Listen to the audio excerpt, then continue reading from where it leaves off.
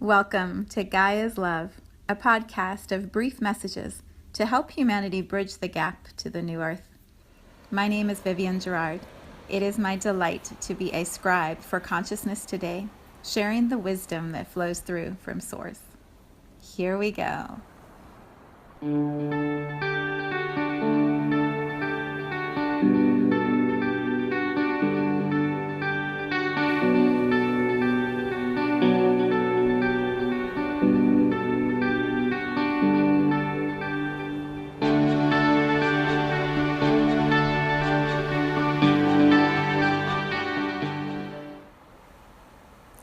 Episode 68. It is Wednesday. Here in Cincinnati, it's a little cloudy, a little quiet, a lot quiet. We took Star to daycare today, and the house is just so still. It's this amazing little gift in the middle of the week. And yeah, it feels like there's a pause for several people, many people.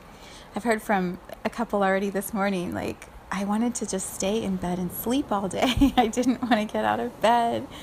And it does feel like that kind of a day, just curl up with all the energies that are moving and be still for a little while and feel into what is shifting for all of us.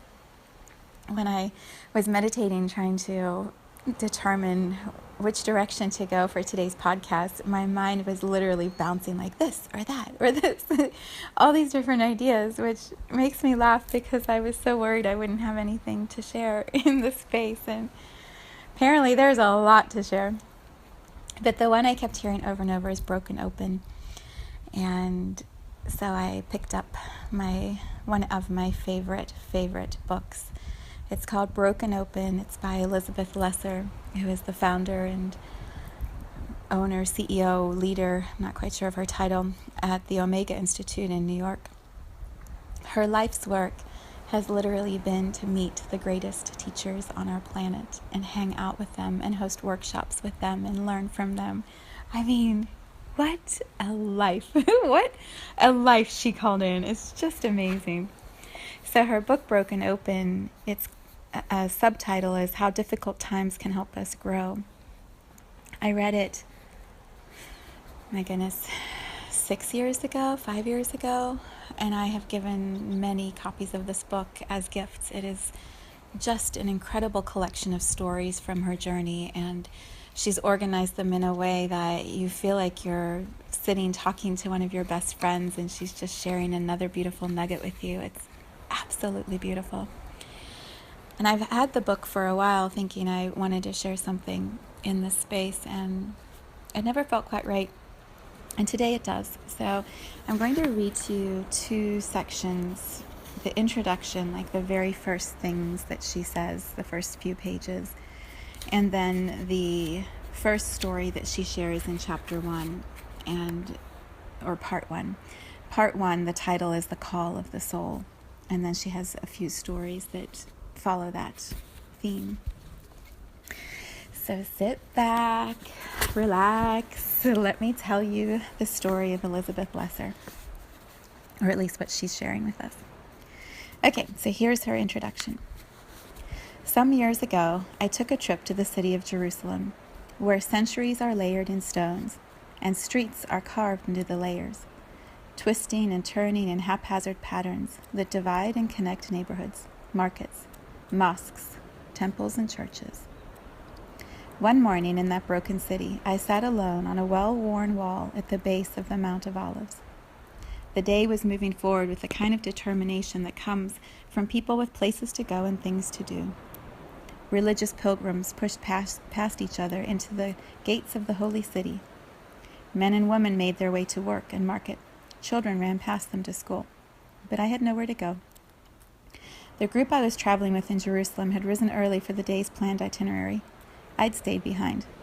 I could no longer keep up the charade that I was part of their adventure. I wasn't here to visit sacred sites or to walk the stations of the cross, wail at the Western Wall, or chant the 99 names of Allah. No, I was here to further delay making a decision about my life at home. I had come to Jerusalem only because my friend who was leading the trip was worried enough about me to pay the fare, which worried me enough to fly halfway around the world to a city as mixed up as myself. Now I was here, but really, I was still back there, at home in New York, scared and confused about my crumbling marriage. Wandering deeper into the walled old city, I came to an ancient alleyway lined with shops, selling religious artifacts for the Western pilgrim. Normally, I would veer away from these kinds of stores. Inspirational sayings stitched in needlepoint or Virgin Mary coffee mugs seemed no different to me than those velvet Elvis paintings you see at flea markets. But I needed help.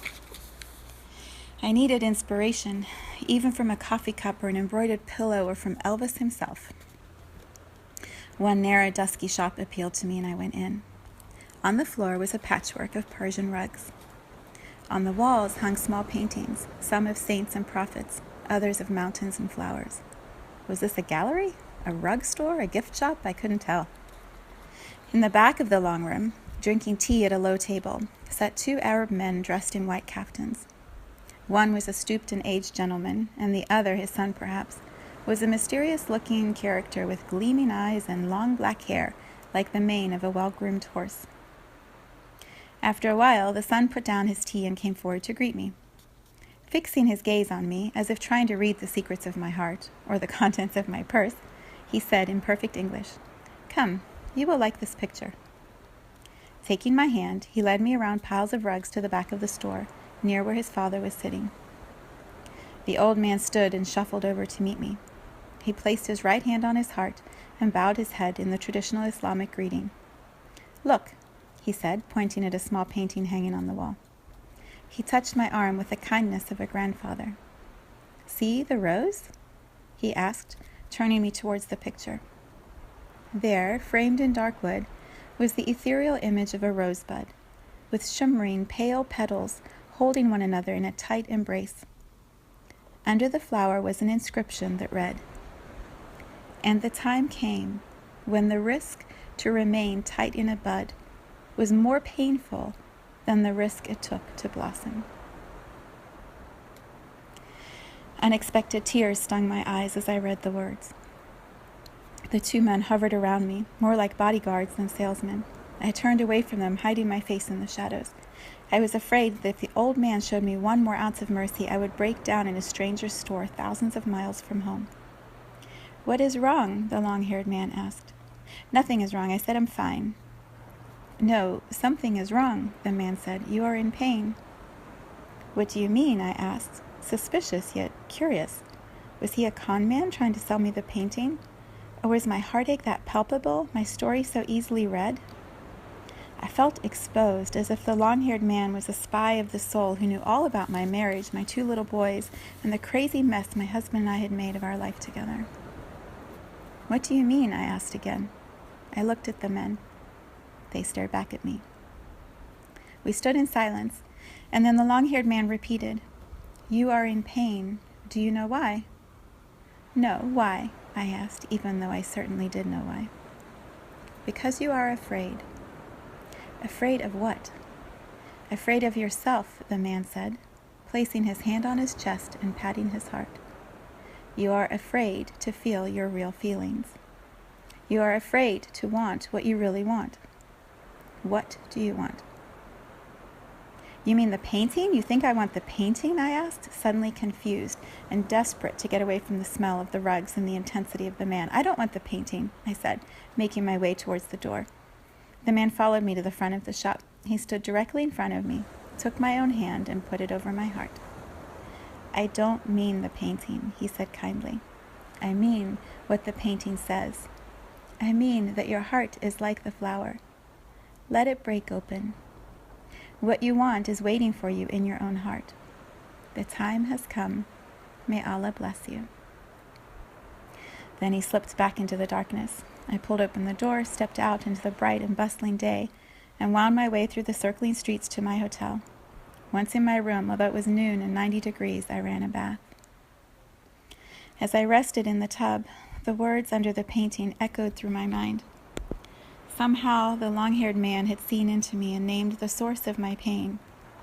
I was like the rosebud, holding myself together, tight and tense, terrified of breaking open. But the time had come. Even if I was risking everything to blossom, the man was right.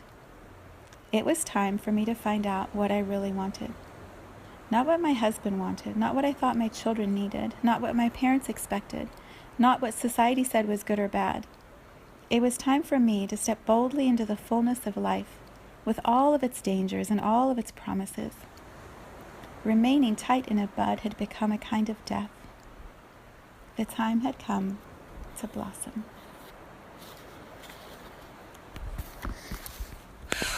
It's beautiful, right? The way she writes is incredible. Simply incredible. All right, I'm going to continue with the next story, the chapter, part 1 story called The Call of the Soul, because it feels like it takes this just a little further. And then you need to buy the book and read it yourself. All right, here's what she says, The Call of the Soul. Many of us feel uncomfortable revealing to others and even to ourselves what lies beneath the surface of our day-to-day consciousness. We get out of bed in the morning and begin again where we left off yesterday, attacking life as if we were waging a campaign of control and survival. All the while, deep within us, flows an endless river of pure energy. It sings a low and rich song that hints of joy and liberation and peace. Up on top, as we make our way through life, we may sense the presence of the river. We may feel a subtle longing to connect with it. But we are usually moving too fast, or we are distracted, or we fear disturbing the status quo of our surface thoughts and feelings. It can be unsettling to dip below the familiar and descend into the more mysterious realms of the soul. I use the word soul because I have found no other word that describes as well the river of energy that animates who we are. I have heard the river called the life force or consciousness or God, but I prefer soul because of the way it sounds and the way it tastes as it rolls around in my mouth. That reason, however, may not be good enough for some people. Searching for the kind of data that a scientist might respect, I have read books and listened to lectures by researchers who try to explain and quantify the soul. Physicists like David Bohm and Fritjof Capra, medical doctors like Deepak Chopra and Larry Dossey, and biologists like Candace Pert and Rupert Sheldrake. All of these thinkers and authors are fascinating, and I recommend their research to anyone who would find it helpful to back up a spiritual sense of the soul with some hard science. Rupert Sheldrake's work is my favorite, although I barely understand what he is talking about in most of his books. A biochemist and cell biologist formerly at Cambridge University, he is the author of some groundbreaking books, including A New Science of Life and The Sense of Being Stared At and Other Aspects of the Extended Mind. Sheldrake describes the soul as a morphic field, or an invisible formative field that underlies the activity of all life. At an Omega lecture, I once heard him say, "If we compare the dead body of a person or animal or plant with the living state that preceded it, we note that the amount of matter in the dead body is the same as in the living body. The form of the body is also the same, and so are the chemicals in it, at least immediately after death. But something has changed. The most obvious conclusion is that something has left the body, and since there's no change in weight, that which has left is essentially immaterial. That immaterial something can be called the soul." We may not be able to hold it in our hands, but the soul is real. We may not know what form it will take when our bodies die, but I believe the soul lives on. If you are in the habit of negating the longings of the soul, or if the idea of having a soul makes you nervous, or if you regard the whole subject with raised eyebrows, you may want to consider Rumi's advice. When you do something from your soul, you feel a river moving in you, a joy. If you know what Rumi is talking about, then I say that you are in touch with your soul. And if his words bring up sadness or cynicism or anxiety, then I say that you too are in possession of a living soul, one that is sending you messages on behalf of your own life. The stories in this part of the book are about what it takes to listen to and respond to the call of the soul. Your soul is always sending messages. If you regularly paint or sing or write poetry or listen to uplifting music, or if you meditate and pray, or if you walk in nature, or move your body in sports or dance. You know what it feels like when you and your soul are in contact.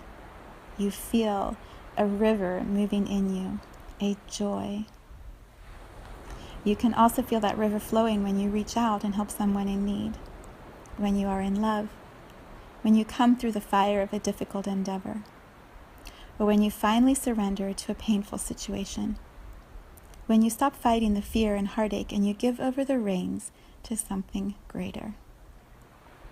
When you tire of your own constriction and you open, come what may, to the flow of life, you and your soul become one, and you feel a river moving in you, a joy.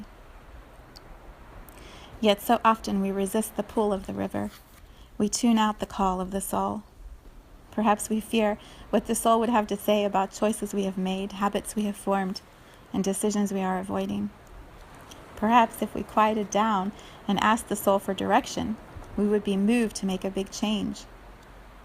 Maybe that wild river of energy with its longing for joy and freedom would capsize our more prudent plans, our ambitions, our very survival. Why should we trust something as indeterminate as a soul? And so we shut down. I have shut down to my soul enough times to know what it feels like when the river is dammed. I know the feeling of deadness. I know how the river diverts itself and breaks through in other ways, as a desire to blame, as an emotion of anger, as physical illness, as restlessness or weariness or self-destruction. The soul always speaks, and sometimes it speaks the loudest when we block its flow, when we live only half of a life, when we stay on the surface. If we don't listen to the voice of the soul, it sings a stranger tune. If we don't go looking for what lies beneath the surface of our lives, the soul comes looking for us.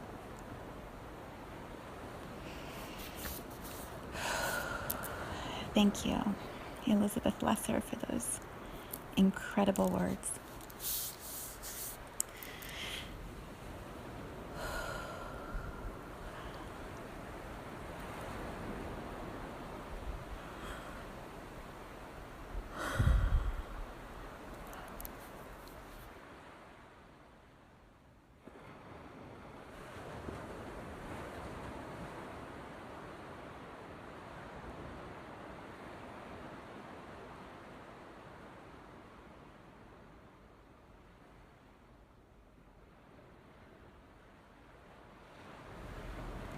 Thank you for tuning in to today's vibration. Let's take this message of pure love out into all of our communities and continue expanding love here on Gaia. So much love from my heart to yours.